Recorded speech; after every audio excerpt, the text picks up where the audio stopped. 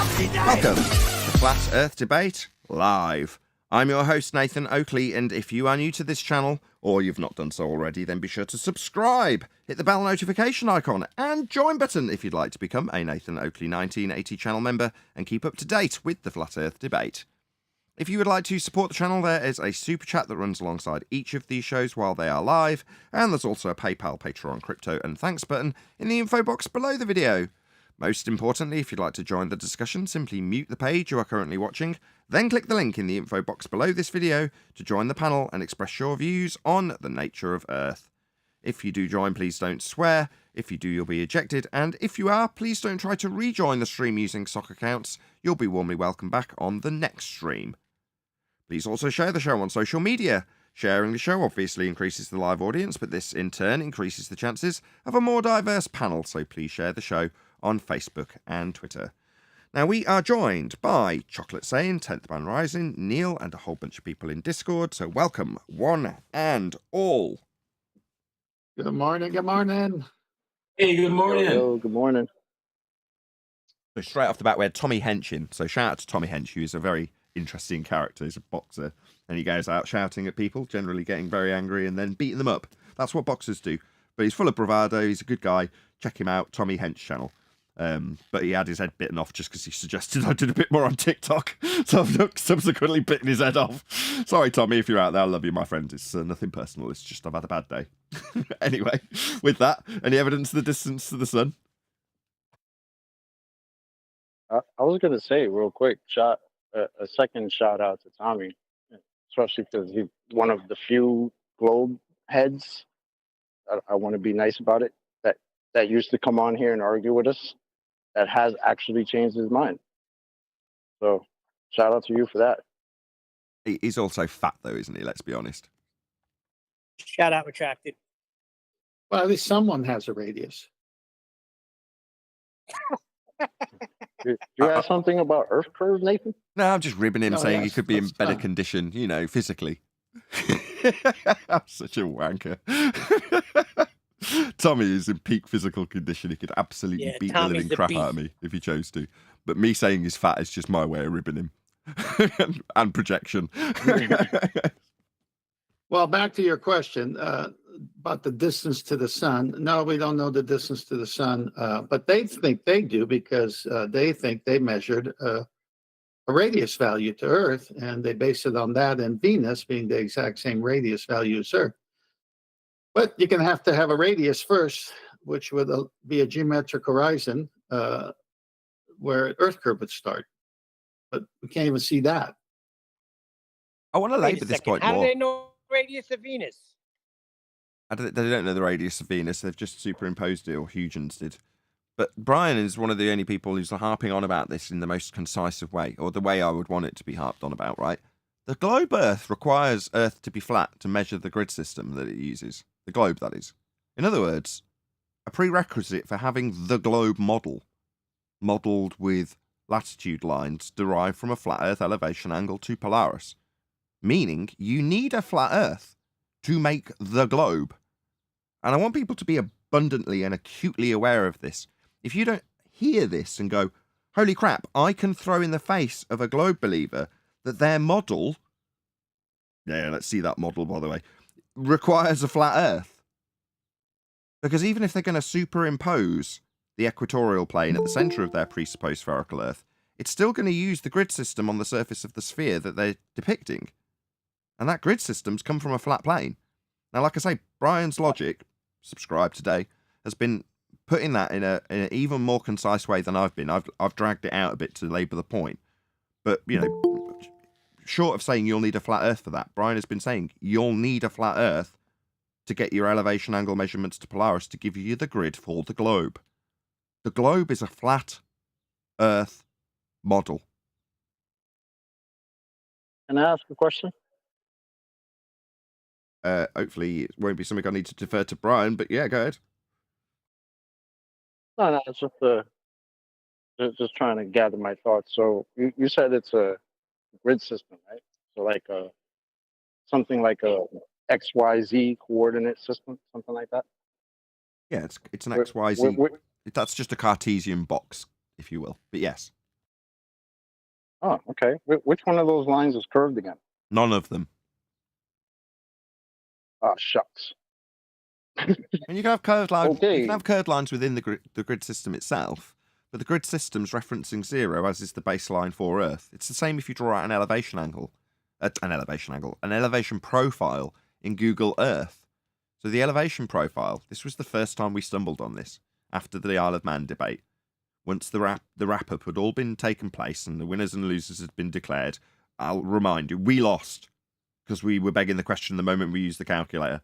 Once that had all been totted up, the whys and wherefores, it was, I believe, Anthony Riley who went to the elevation profile in Google Earth, dragged it across the entirety of the known existence of the plane that we dwell atop, and showed that everything higher or lower than 0 was in reference to a flat baseline. It has to be. This is the Cartesian grid we're talking about. But if you do that, if you have Google Earth Pro, just draw out an elevation profile for any piece of land, and everything, the mountains, the valleys, the whole lot, is referenced to 0, and there's no curve demonstrated. There can't be. Earth is flat.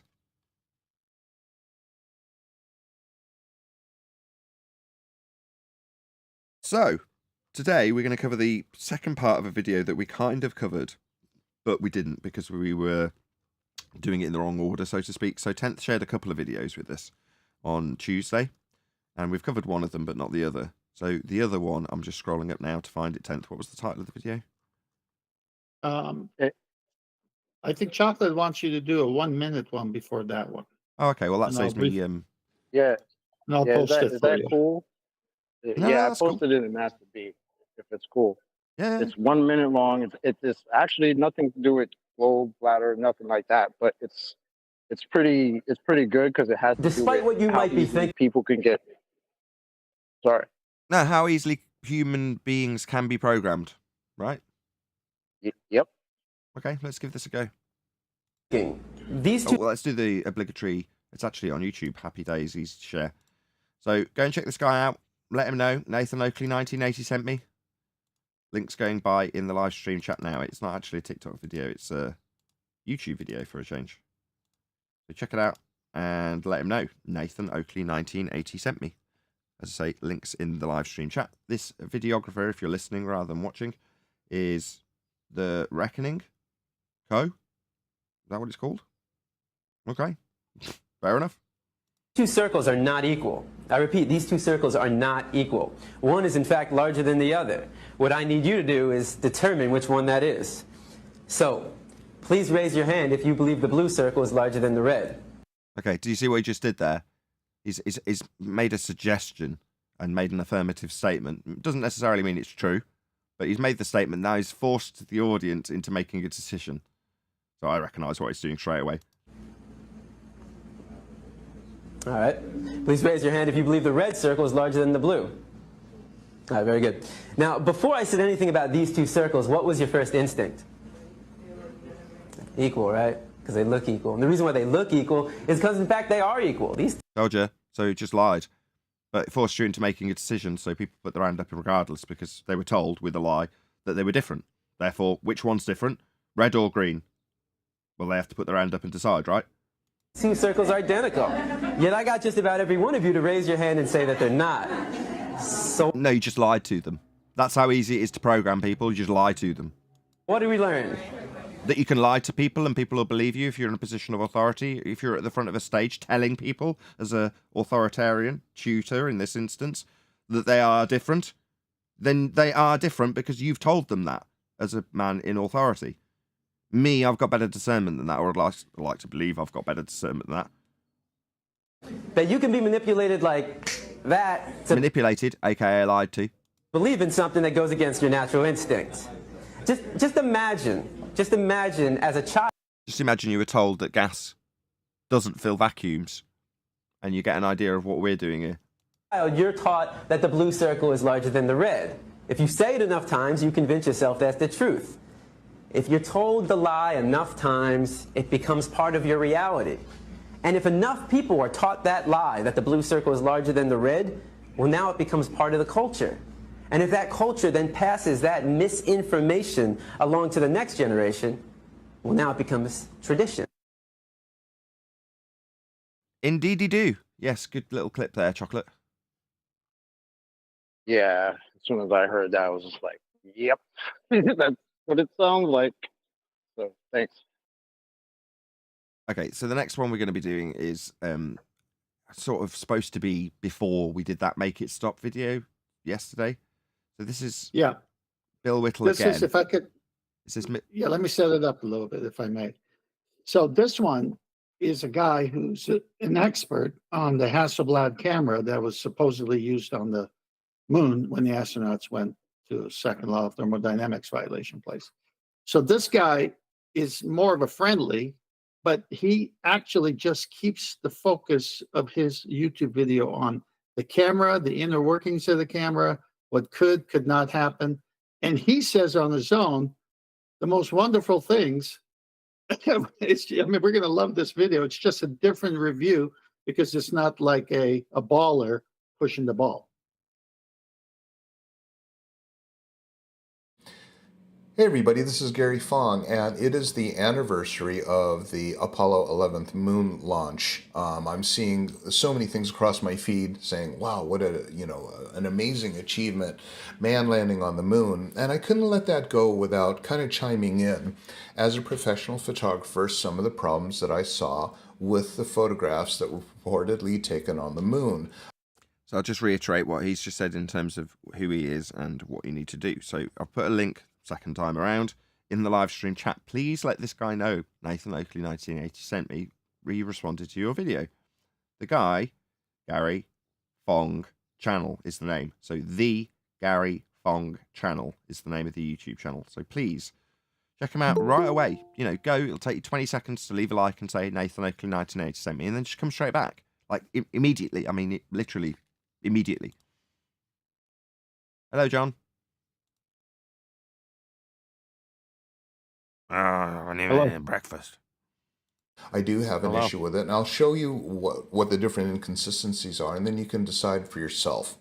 Because I'm not here to say that we didn't land on the moon. That requires direct knowledge, and the only people that know... We know they didn't land on the moon. How do we know? Because it would involve a trip via a second law of thermodynamics violation, sky vacuum. So while this guy's not happy to pin his claims on that, I am. You can't have gas pressure without a container. If the sky was a vacuum, that would be the medium they travel to get this claimed picture from the moon. Then that would involve traversing a second law of thermodynamics violation, sky vacuum. The sky is not a vacuum. The gas we breathe would fill the space. We'd all be dead if this was true.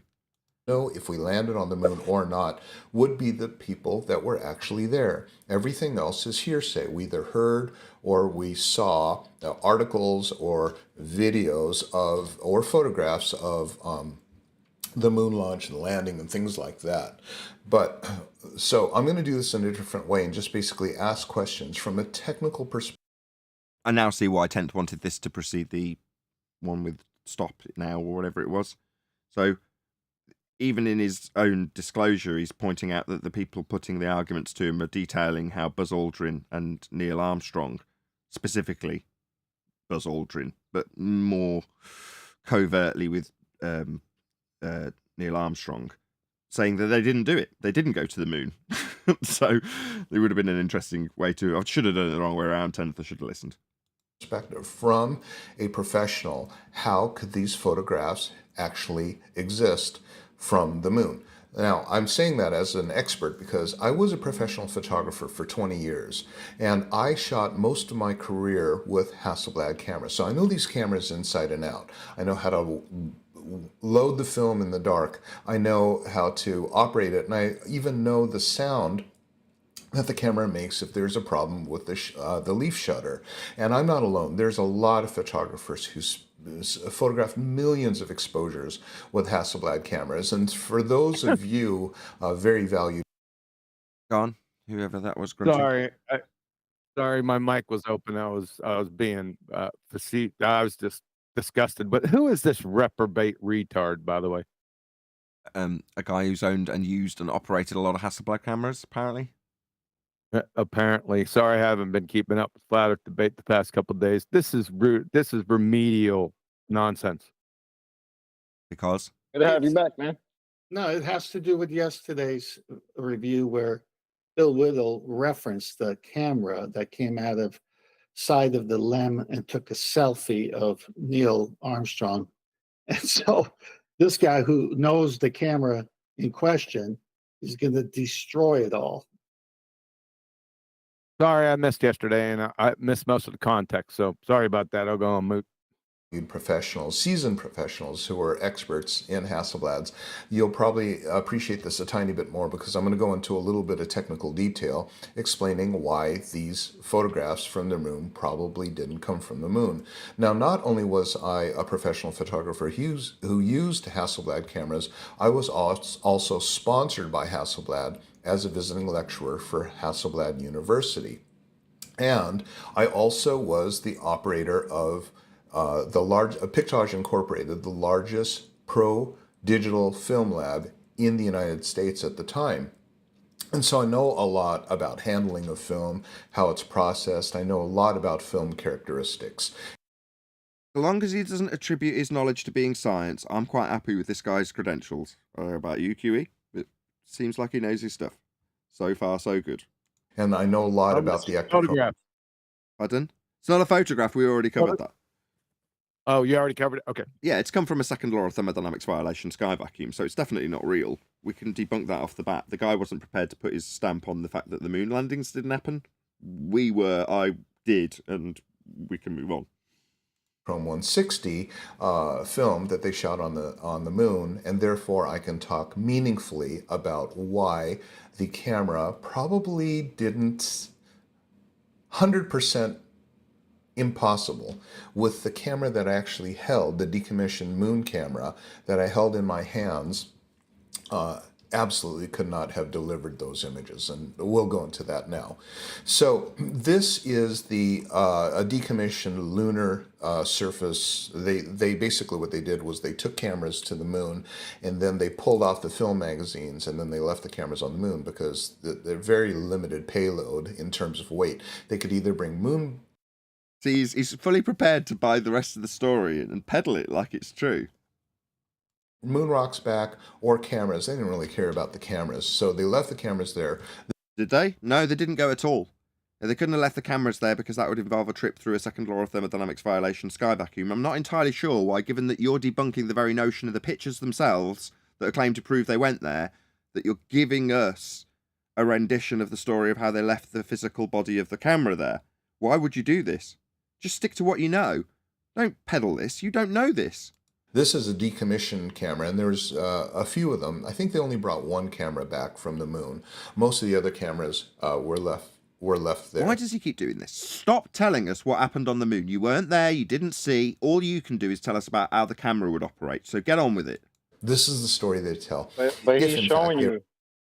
Sorry. Go ahead, Chocolate. He's showing you what the problem is right now, right? He's in a dilemma because he believes it. Obviously, you could hear him. Right? He believes that they went to the moon. I'm sorry about the noise in the background. But he, because of his profession and what he knows about this camera, he simply can't just let that rot. You know what I'm saying?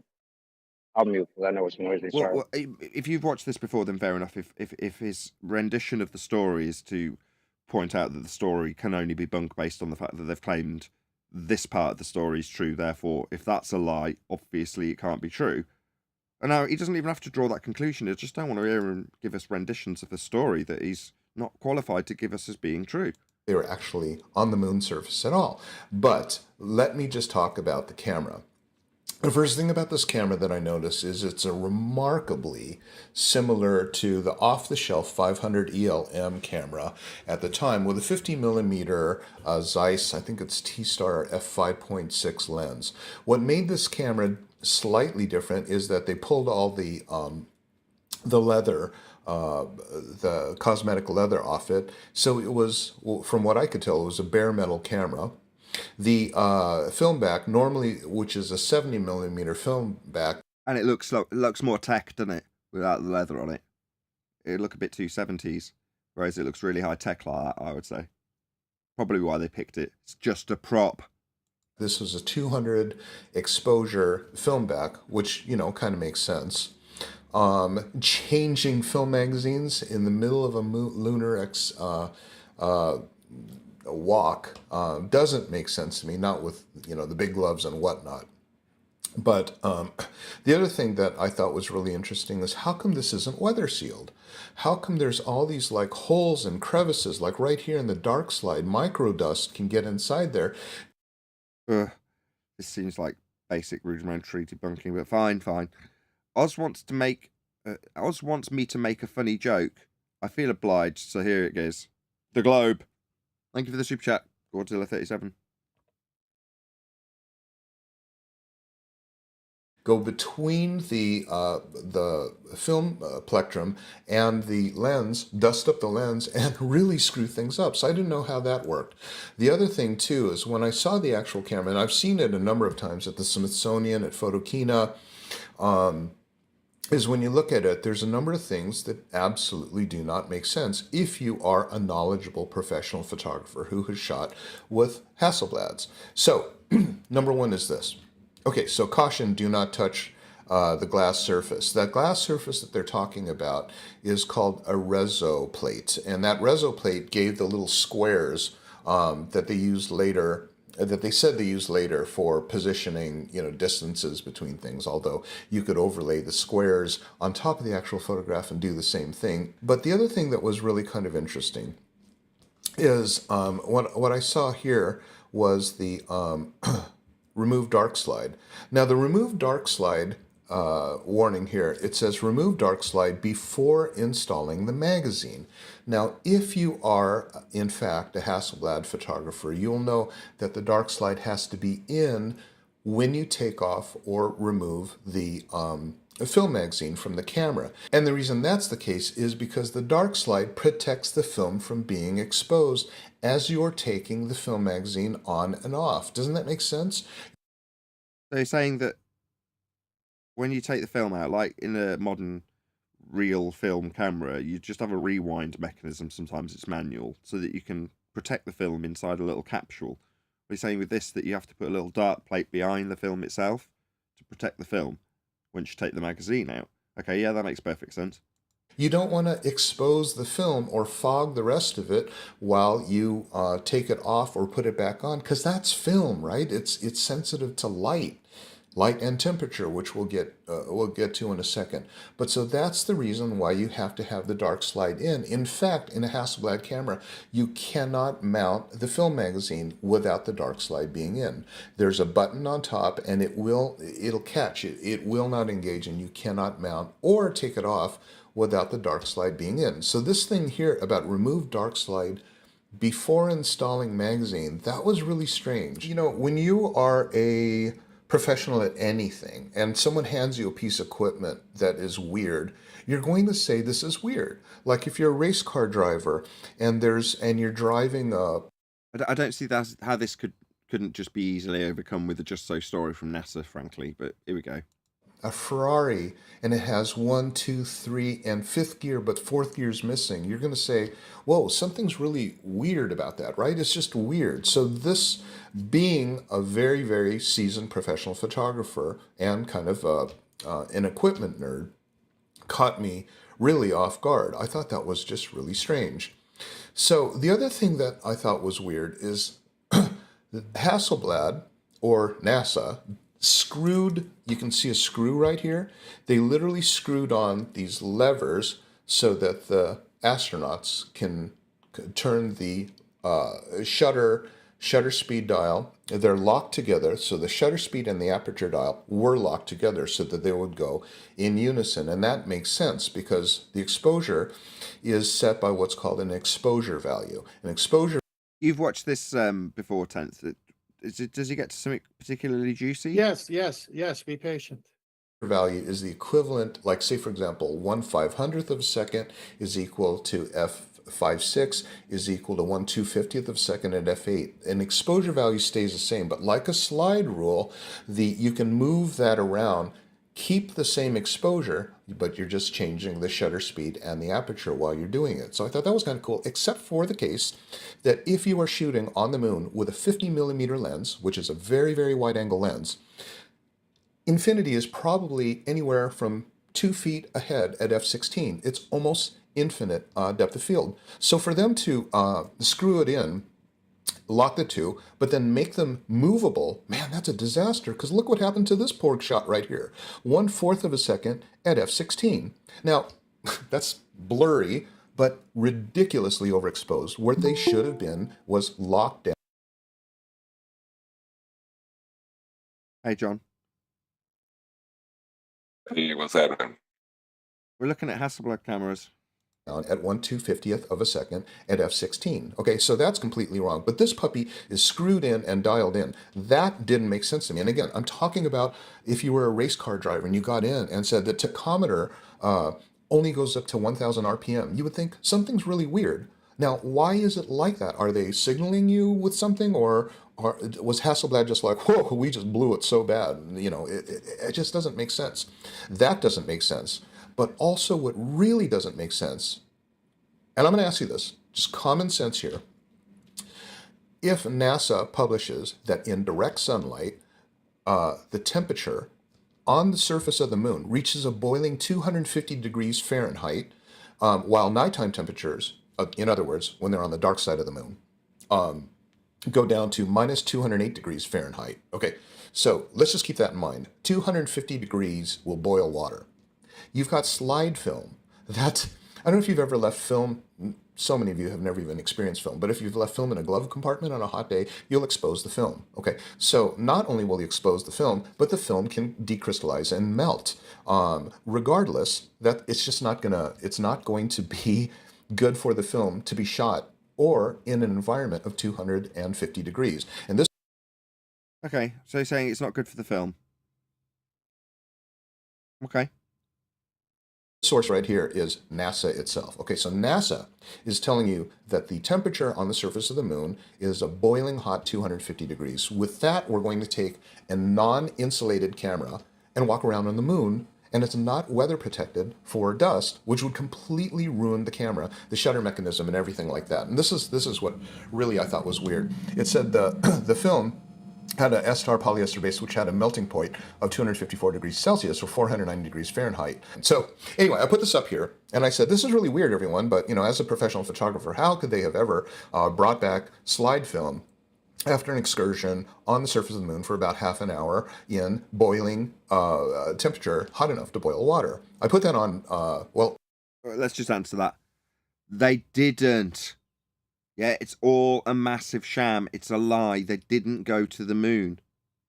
Unfortunately, this wound up on Kennedy Space Center's thing, and it wound up on my Facebook, and I put it on there, and had to be 1,000 angry responses from the. Okay, so I just want to share this with you because you got to see. I'm starting to realize what's called confirmation bias, where people, they look things up to try to confirm their bias, right? Okay, so this guy here writes, nonsense, there is no temperature in space. NASA just said there's 250 degrees temperature. Yeah, I see why this should have preceded yesterday's video. So the guy yesterday, in the face of being told, or being verbalizing the fact that he's been told by others that Buzz and Neil are going out of their way to say that they didn't go, he is still arguing in the face of that and saying it doesn't matter that the people on the flat earth say that the only evidence we didn't go is that we say we did go. So the cognitive bias from the guy yesterday was such that even in the face of having somebody point out that the astronauts themselves who claim to have taken these pictures say they didn't go, and now we've got a guy who's saying the camera wouldn't work.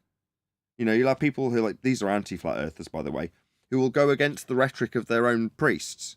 NASA say it's a certain temperature. It isn't. They've never been. They don't know. They haven't got a clue what the moon is. Meanwhile, they say it's a certain temperature. So in their narrative, it's a certain temperature. If you're part of that religion, globe belief, heliocentrism, then you have to understand and appreciate the doctrines of your religion. Well, one of them is this temperature. Camera guy says, nah, camera wouldn't work. That's the end of the discussion. It's not up for debate at that point, right? It just wouldn't work based on their narrative. Does it mean they didn't go to the moon? No! It means that they didn't have a camera in the place they say that they were in their narrative. But you've got to assume that their narrative's true to debunk it based on their narrative, which is perfectly good for the NASA. They're happy for us to do this. This guy will still get a bazillion views for this, because it still works along the premise that you've got a sky vacuum to go to for the camera to not work in. That's why this is tolerated.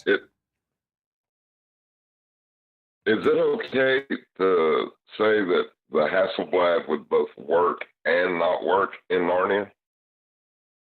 I mean, no, I would say that within the continuity of having a Narnia, in this case Sky Vacuum, you'd need to work out a story that made the camera work within the narrative. But that's why I'm saying that I don't like this, or getting a little bit frustrated with the guy, because, as Tenth put it at the start, he's not on our side. Well, no, he isn't. Because he's more than happy to perpetuate certain parts of the lie. Now, he's not working outside the narrative to try and make the camera work in that lie. He's just saying it wouldn't work within the narrative. Now, if they come back to us and say, actually, we didn't actually have any temperature probes up there. It was one of the things that we had inside, taking internal temperatures, but we didn't actually know when we gave that statement how hot it was on the moon. But actually, we've calculated that in 1969, at this particular time of the day, it was a nice 40 degrees C. It was actually quite nice. They can just change the story. They can do whatever they like. So long as you're buying into the idea of the narrative and the camera not working in the narrative, that's sufficient for them to go, okay, we need to change our narrative then. Yeah? Same goes for rockets, right? Argument is, we went up to the Sky Vacuum, travelled to the moon, landed on it using rockets. Right, what's the response in 2015? Rockets don't work in space. Okay, we're all clear. The playing field is space is real, and we're going to argue about whether or not the rockets can work in them. Okay, so if I describe how I can get a rocket to work in a vacuum, then the sky is still a vacuum, and we can still go to the moon, right? Good playing field. Sounds like it's stacked very much in my globe-believing favour, doesn't it? It is, like this is. Whether or not a camera will work in Narnia is irrelevant. I compare this to the gas lamp. The gas lamp hasn't had any plumbing in Narnia, has it? Right? There's little men with goat feet walking around. Who the hell's working on the plumbing for the gas lamp? Nobody. Well, it burns all the time, doesn't it? How do you get a power source or a fuel to the gas lamp in Narnia? Right. Well, that is a plot hole, a continuity error. Merely something that needs a little exposition to explain away, and then the problem is solved. Because we're still in Narnia looking at a gas lamp, aren't we? What's that you say? Is Narnia real? Shh! Let's argue on the playing field of Narnia being real and whether or not the gas lamp works, or the camera works, or the rockets work. But we must work with the premise that Narnia is real first. So long as we work on that playing field, I'm happy to argue with you. The moment you point out that the Narnia bit's not real, therefore who gives a toss about whether or not the bloody gas lamp works, or the camera works, or the rocket works, yeah, then they don't want to argue with you anymore, because that's the end of the argument, isn't it? Nathan, this is the beginning for everyone. Now, this is a camera expert. He sees that they're saying we went to the moon with the cameras he's an expert on. He says intuition tells him, knowledge of the device tells him, nah, that doesn't make any sense. Impossible. This is where he's at. He doesn't know the arguments we have as of yet. Okay. He's still under the cloud that the trip could have taken place, but something triggers him to say, no, but that camera did it. That camera never could have worked on the moon. And this is where people are when they see something weird about this model that's been hoisted over us for thousands of years or hundreds of years, whatever you want to go back to, from the Greeks to now, that we're on a sphere. And then you can go do these things. So what he's saying is a race car driver would notice that a gear is missing. Okay, well, that's me. I'm telling you, this camera could never work where they say it worked from. So he's at the beginning stages. It's not a bad video. No, I don't know. I don't know if I agree. In the way it's being peddled, because he's just some guy and he's come across an issue, and you're saying, well, he's still working within the paradigm. I see it as an exercise in putting a condiment on the feast of nonsense table. You know, the feast of nonsense gives you this playing field to argue on, and right. this buys into that. You're saying, oh, he's only on his first step of the journey. Well, when you're at the tip of the spear, you slice everything that comes near you, Tenth. That's just how it is. Right, but that's the point. If we don't watch this video and compare it to the tip of the spear, we can't teach the audience to do what we're doing. And we need this video, a little bit of a friendly video, to show it's still the feast of nonsense. But the guy says, my antennas are up, something's wrong. I don't believe this ever went to the moon. Yeah, he's got the intellectual honesty to say, in my profession, this story makes no sense. But because of my belief, I have to somehow defend it or find out what actually happened, as opposed to let me just throw the whole thing out altogether. He doesn't defend the It's chocolate. a view. It's a view into the psyche of the glober who has to come up against it. It's kind of funny when you think about it. But the contrast here is the tip of the spear argument is going to shine at the end of this video, and the feast of nonsense is going to be no longer the way people should argue.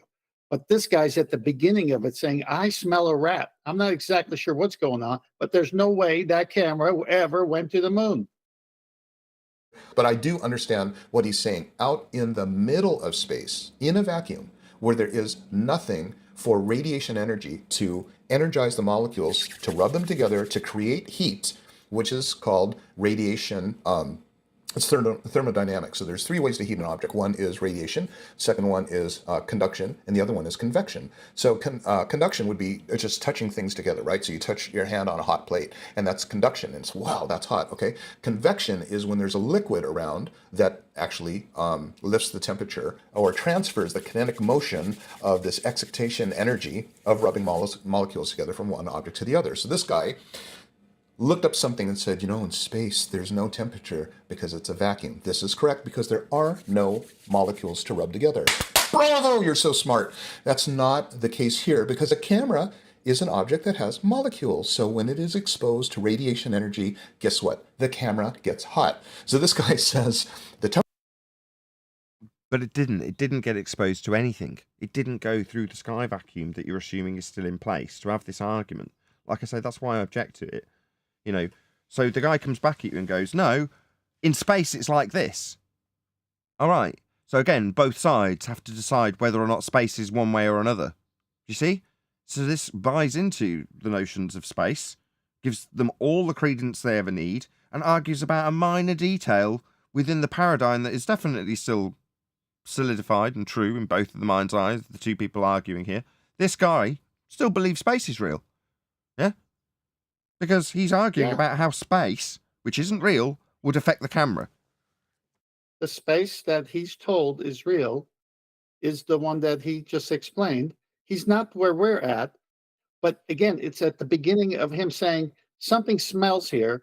I can't exactly put my finger on it. He's in the begging the question for sure. There's no doubt. But use this to teach the audience not to even go there in your summary at the end. Because when people start looking at flat Earth, they have intuitions that they have to push down because of this. And this is what this guy's trying to do, trying to explain it meaningfully as best he can until he hears the stronger arguments. He said, you know what? Doggone thing doesn't even exist. Okay. Well, what I heard was him arguing about what space would have on the camera. So, okay. You're right. He so, did. Hold on, I'm not done.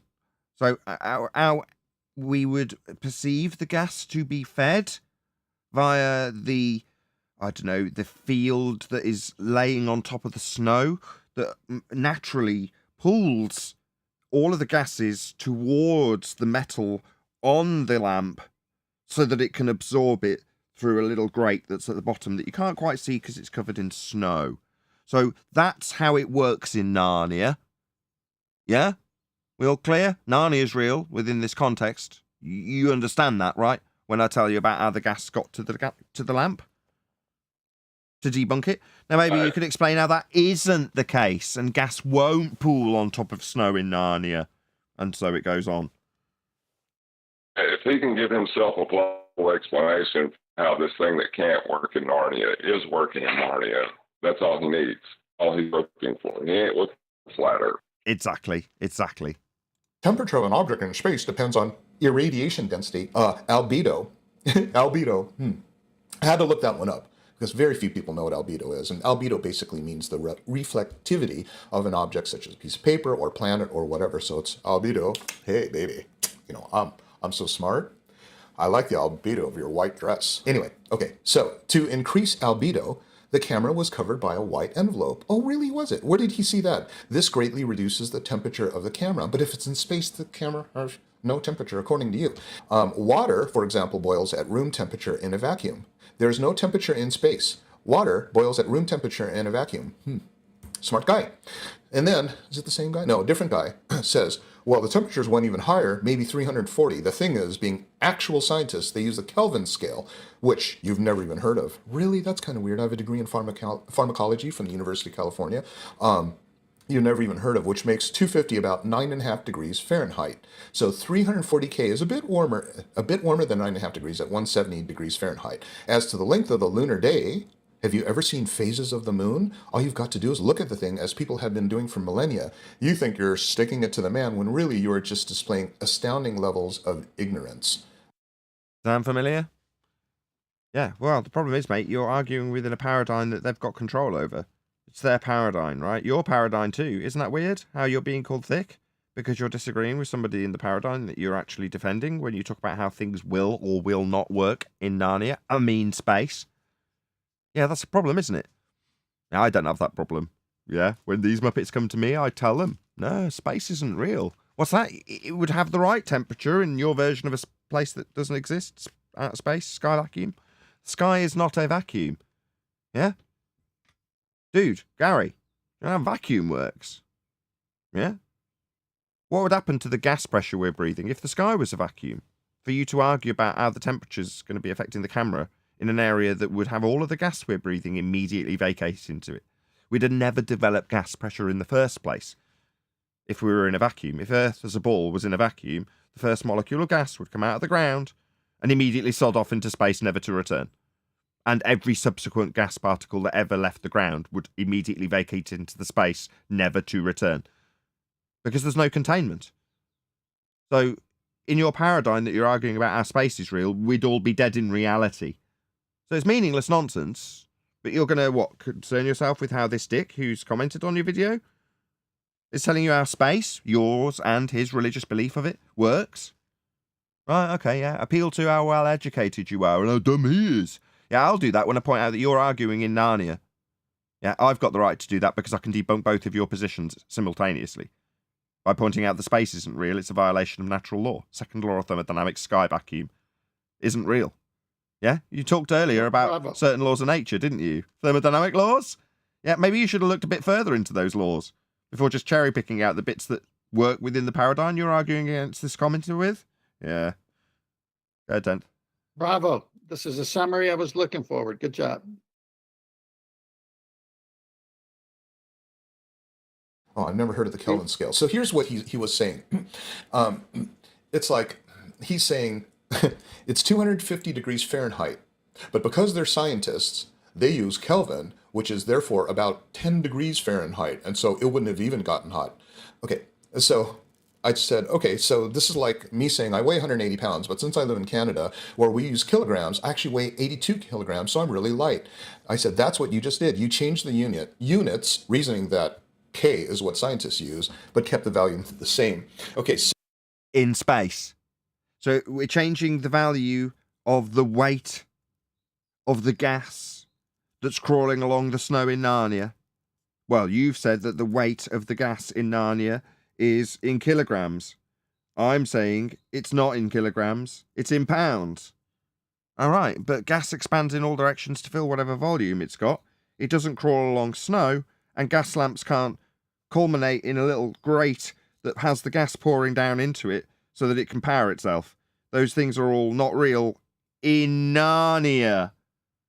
Yeah, the entire place that's being described for us to have this argument doesn't exist. In this case, outer space is fake. We haven't got a sky that's a vacuum. So that's like going to the... Good. Sorry, am I mistaken? Did I hear him describe earlier what happens to water in a vacuum? Or was I mistaken? That's correct. Did he say water boils in a vacuum? Yes. Well, that's interesting. What's Earth surrounded by? A vacuum. And what's maintaining the outside of this spherical shape? In the sky vacuum, in the heliocentric model that we don't live in, nothing. There's no containment. Yes. No, I meant like water.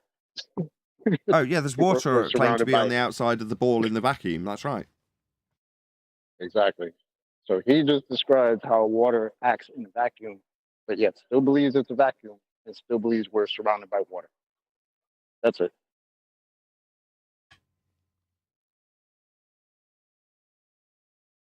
Doctor, and the doctor's saying, your temperature is 98.6 degrees. And he says, I don't understand that. I'm a scientist. Can you give that to me in Kelvin? So I'm learning a lot about confirmation bias, is that people, first thing that happens in their process is they get mad that I dare question that we've even been to the moon. I didn't say I questioned that we've ever been to the moon. I'm just saying that those photographs did not come from the moon. They absolutely did not come from the moon. And if they didn't come from the moon, then where? Yeah, where they came from is irrelevant when you're saying they didn't come from the moon. So other than those photographs, given that those are supposed to be evidence of us being on the moon, what confirms we've been to the moon for you to argue about with the trip that took place in a sky vacuum to get there? Yeah, there's not a lot, is there? So why wouldn't you be arguing against us going to the moon, given that the pictures that are claimed to prove we went aren't real according to you? Can't take that next step? Yeah, it's because you already know you've had a taste of the ridicule you will receive, eh? Right, so you can't grow a pair of balls this quickly. Where did they come from? Who cares where they came from? They didn't come from the moon. The question is not, well, where did they come from? Not the moon. Yeah, that's not the conclusion. Well, I must know where they came from. I must appeal to the liars to find out where the pictures did come from. Not from the moon. Home set? I don't know. The other problem is that's a motorized camera, which had nickel-cadmium batteries. We didn't have lithium-ion batteries then. We had NiCads. And the thing is, NiCads can safely reach 40 degrees Celsius without damage, which is about 100 and maybe 100 degrees. Okay, any more than that, then it can explode. So now you've I'm sorry, I didn't understand any of that. Why didn't he give it in Kelvin? I don't know. got it in. I want you to do me a favor. I want those of you who are really skeptics, I want you to take a battery, a NiCad battery, maybe lithium-ion. They're better for heat, but put it in boiling water, and you tell me if it explodes. Let me know how that goes. The other thing, too, that I wouldn't suggest you do that. I mean, you can if you want, but I wouldn't necessarily put that out on my channel. Maybe add a disclaimer under his. Do you have a disclaimer? You know what's more interesting to me? Go on. I'm sorry. What's more interesting to me is the psychology of it, right? The fact that he's sitting there talking about how he gets the hate that he gets, right? Because all he's doing is questioning it. Now, that's something important, I think, for like normies and anybody that's new to this to understand. Look at the hate that this guy's getting. And he still believes he lives on a ball. He still believes people went to the moon. But look at the hate that he's getting from his own side. It's incredible, isn't it? That's it, Chocolate. That's what everyone needs to see here. And then they're going to see how we argue compared to the way he argues with the begging of the question. This is why this is a multifaceted review you're doing here. that was really kind of iffy about the story of this Ektachrome 160 film coming from the moon. Now, again, I'm not going to expand outside of it. As we say in court, we say that we are going to focus on the issues within the four corners of the document. I'm here to talk about the film. Did it come from the moon or not? And I'm saying there's problems with how it's represented to us. And there it is. Yeah? I'm not saying it didn't come from the moon. I'm saying there's problems with how it's presented to us.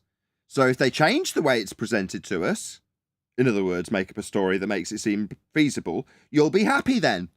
Right? You'll go back to the commenters and go, no, I found out that NASA said that blah, blah, blah, blah, blah, blah, blah, therefore it would work. And everything's cushy now. Right? So it's just problems with the presentation. Oh, right, I see. All right. Sad. Grow a pair of balls. Yeah? Face the reality that you have uncovered. Yeah? as a person with a background in science and physics and photography. What did I say at the beginning? If he doesn't start ascribing his knowledge to science, I'll like him. Failed. Telling me that you, with your cameras and your developing films, have established cause and effect reasoning with systematic experimentation to call yourself a scientist? I'm thinking no. Photography and a lab processor. I'm saying that film did not come from the moon and was exposed here. The other thing, too, is X-rays. X-rays occur on the moon. high-level X-rays. And so when those No, they don't. You have no idea what happens on the moon. Why are you saying this? So you're just parroting off what the overlords have told you via television and pictures, some of which you've exposed yourself as being fake, but you're more than happy to peddle the rest of their lies. How short-sighted. I appreciate that you're peddling how X-rays work in space, but simultaneously saying these didn't come from the place they said they came from, not realising that the very place itself isn't real. Oh, well, I've got to forgive you for that, according to 10th Man. Not good enough as far as I'm concerned. No, I didn't say forgive him. Expose everything on this. That's why it's multifaceted. You're able to teach your audience what's happening here from every point of view. Yeah, Nathan, what's wrong with you? What's wrong with you?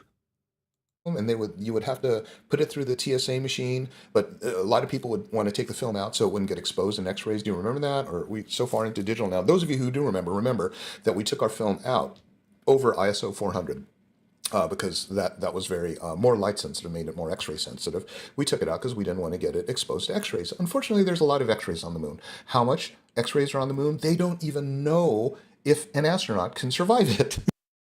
Survive? Well, what? Where the pictures were taken, where you know it's not real and hasn't been taken there, but yet you think that they don't even know. So that's a grey area.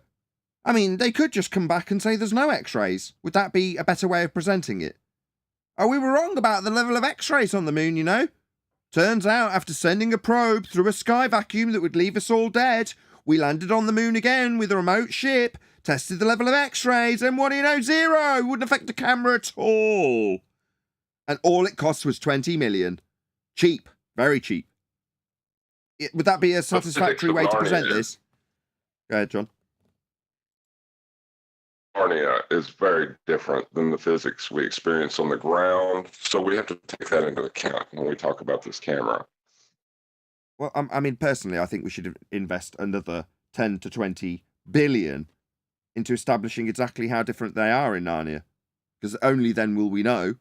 It will be very expensive and undoubtedly not progress humanity in any way, shape or form, but we will know the amount of X-rays to the decimal point. I mean, it's going to be very accurate, but it's going to cost several billion.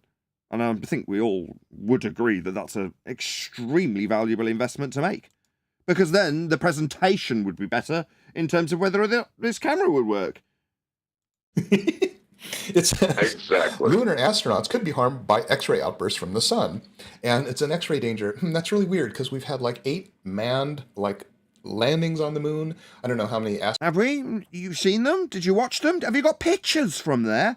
Oh, right, the pictures are all fake, according to you. But we've still been. There's been loads of other men there that haven't suffered X-ray damage. Oh, right, really? Why are you saying this? Yeah? You've exposed somebody as a fraud. But check out what else the fraud had to say about the level of X-rays. No, it doesn't work like that. They're frauds. That's it. astronauts have actually been on it, maybe 12, 16 or something like that. Were the pictures from all of them? Maybe you could debunk the pictures from the rest of them too. No, it's just this one little bit that's a fraud. It's just the use of a Hasselblad. They didn't want to tell us about the secret cameras that they had. There you go, I've given you a better presentation for free. Yet while they said that they used Hasselblad cameras, they didn't want to expose the pinhole spy cameras that were isolated from everything that you could possibly want them to be isolated from. They just didn't want the public to know how easily they could be spied on. Didn't you realise? I mean, they're not going to tell you, but you would understand a Hasselblad. It's a camera. So for the public, for you, the numpty, they showed you this. So you could have something to really get your hands on in the Smithsonian, feel like you were a part of it.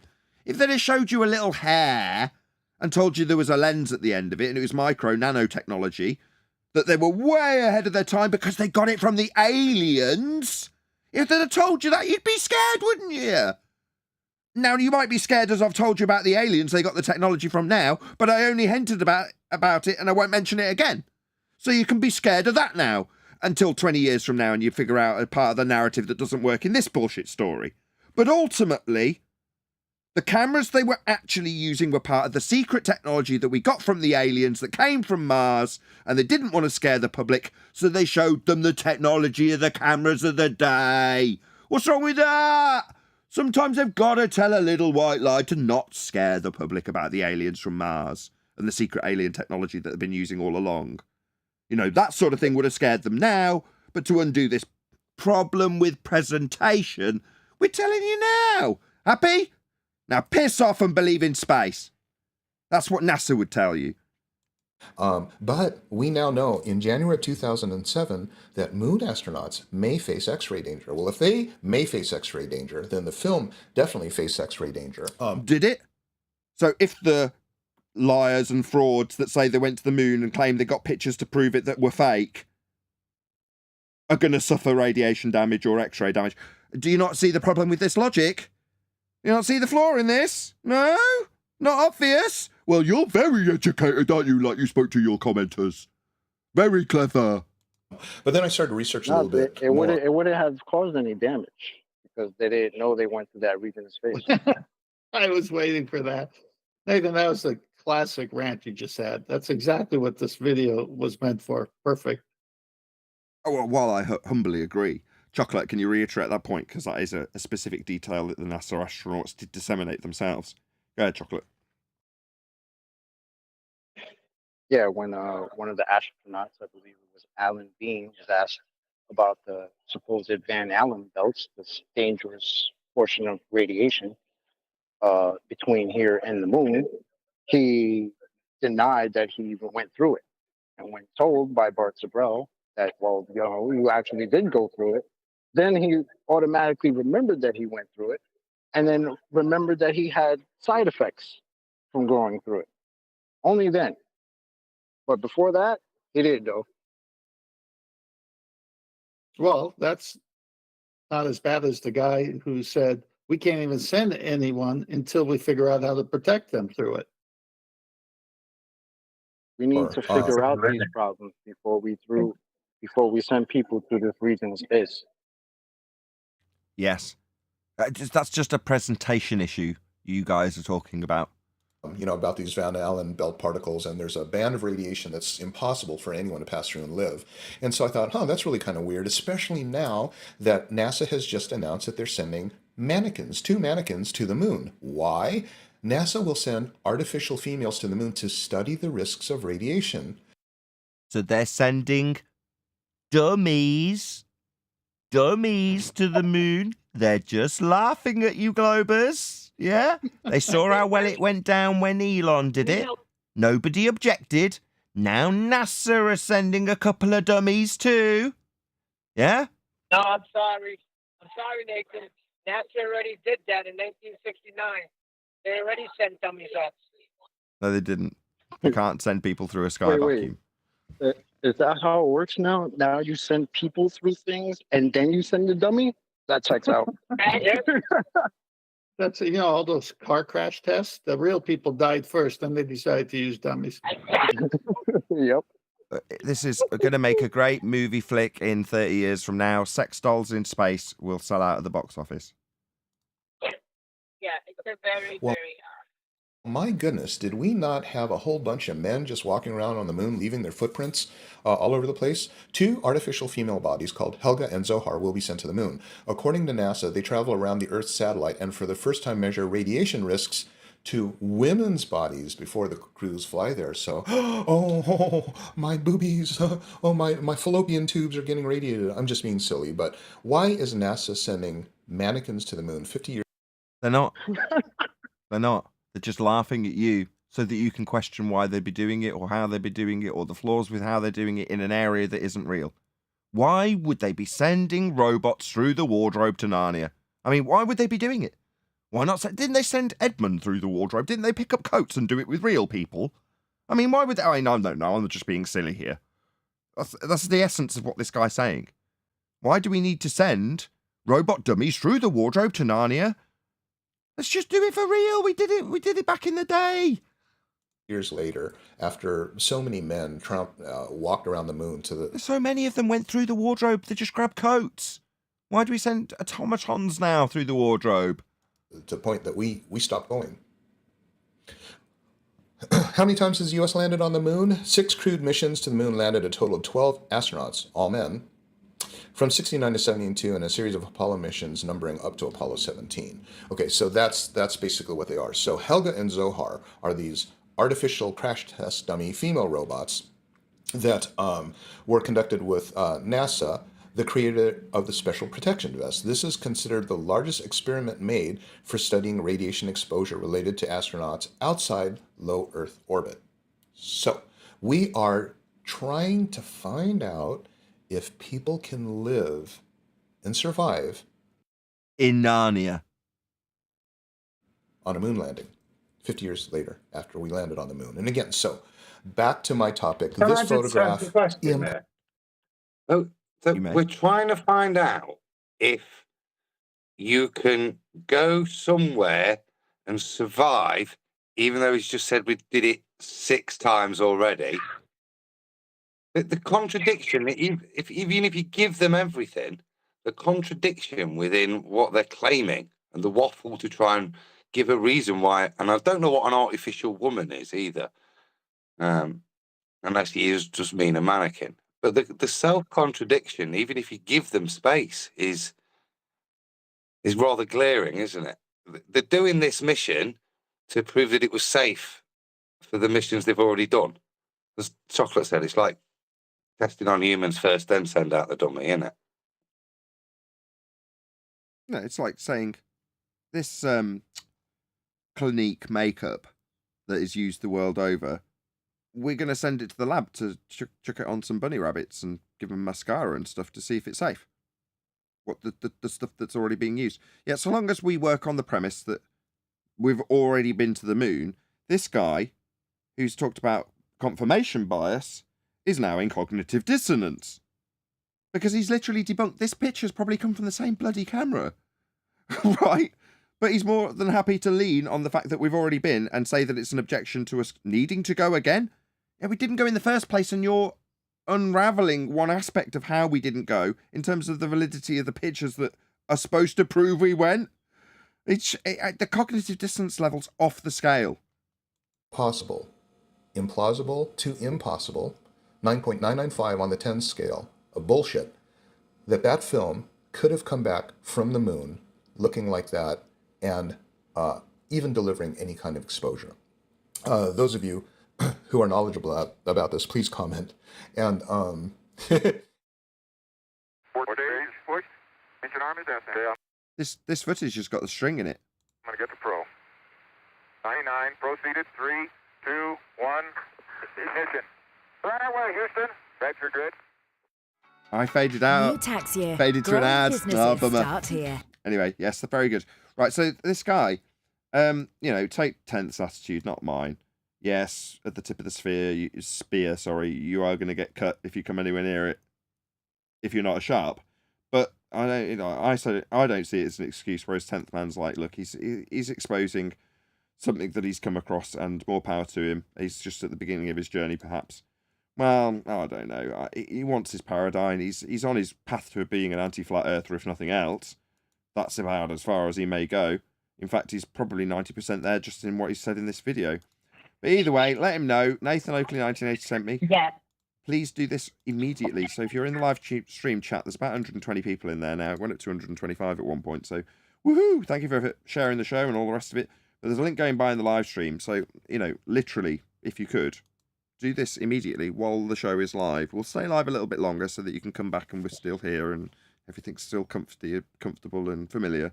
So yeah, just click on the link now that's going by in the live stream chat and just leave the guy a little message. Nathan Oakley 1980 sent me, love your video, and leave him a like and help him in the algorithm.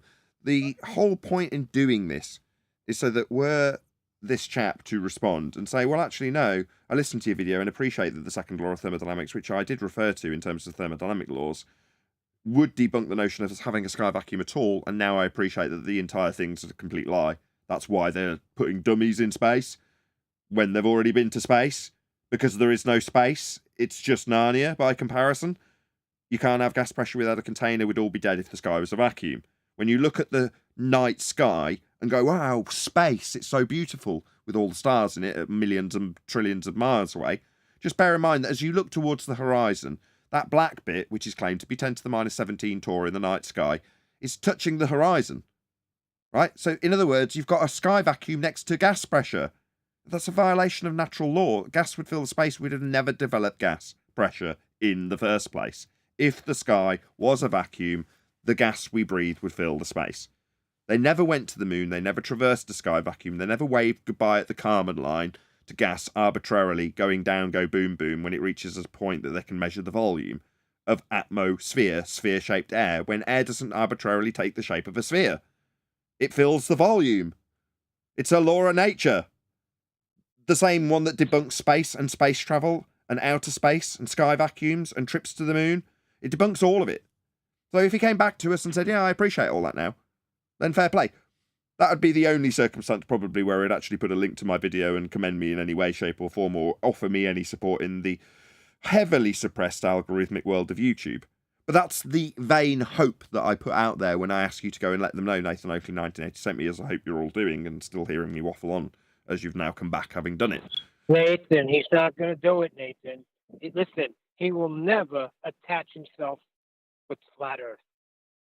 Never. No, but he might respond. Never do it. I get that, but he might respond. And in so doing, the sentiment, the point in me sending to, you know, my audience to him, as limited as my audience is, when he's got 175,000 subscribers, I've got less than 25,000 subscribers, would be so that he helps me algorithmically should he respond. And he can only see that I'm helping him algorithmically by sending my albeit very limited audience to him to help him with comments and likes in the algorithm. So I'd hope he'd do the same in return, is all I'm saying, Neil. Yeah, I understand that, but if he turns out to be anti-flat earther, which I think he will, I agree with you, they don't want this getting out. They want to suppress it even more. I hope he does. No, you're missing you're missing the whole point here. The guy is an expert in one field. It's the only one that shines any light of truth to him about the bigger lie that he's involved in, doesn't know about. And that's the camera knowledge he has. Then when he says stuff, he gets hate mail from the opposition, and he says that's confirmation bias. There's no way this film ever, or that camera ever went to the moon and took these pictures. That's BS. He said it. So he's got that much going for him, but he's still under the bigger lie. And he's got more hope than anybody, actually, because he already saw a flaw in it. Yeah, I didn't see that at all. I didn't hear that at all. No, neither did I. Were you listening to what he said? It was BS. This thing never came from the Listen moon. to the whole thing. Yes. Okay, so that part is bugging him. It's okay to disagree, 10th. No, I know. I'm hoping for the best. I'm just saying this was a perfect video of within the begging the question where someone actually says, okay, I see something wrong. I'm not ready to be a flat earther yet, but I see something way wrong about this.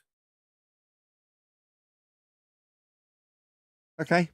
Well, with that, I'm going to say if you are watching this on either Nathan Oakley 1980 or Nathan Oakley premiering streams, then stay tuned, as there will be an after show to follow. Unfortunately, though, if you are watching this live, this is where we bid you farewell. So another massive thank you to today's Discord and G+ panels. I've been Nathan Oakley. Stay tuned if you're watching an after show, and I'll see you all in the next video.